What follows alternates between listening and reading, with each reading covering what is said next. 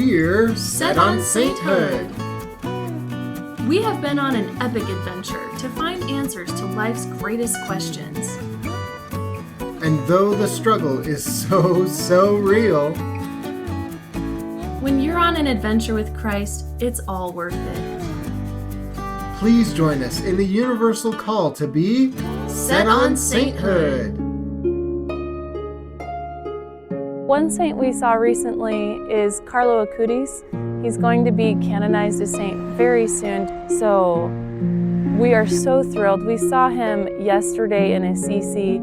He's incorrupt, which, if you aren't familiar with that term, means that his body hasn't decayed. And different saints have received this miracle in different degrees, which maybe I didn't fully realize before. And so some of the saints that we've seen are like basically partially incorrupt. Like, for example, Padre Pio is like, most of his body is incorrupt, but his hands had decayed.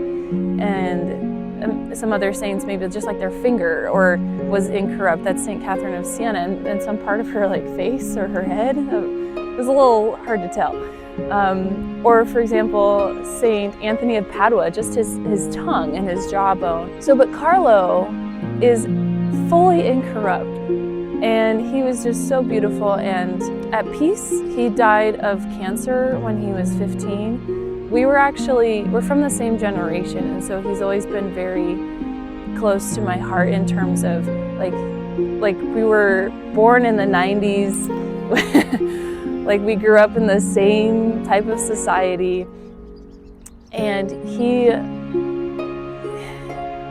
was on a very unique faith journey in terms of he had the gift of faith that didn't come from really any source that I know of except for God alone. For example, his parents didn't raise him to be Catholic. They didn't teach him in a particular faith. He just had a desire to go to Mass. He had a desire to receive the Eucharist, and he had a deep understanding of that even before he was 15. So like as a young kid, as a teenager, he understood the real presence of Christ in the Eucharist, how the body and blood are transubstantiated from the bread and wine. And so we receive Christ at Mass in that very profound way. Anyway, so Carlo, he died when he was 15. But that's what he needed, and that was the journey. He completed what God needed him to complete. And he's a saint, which is just amazing.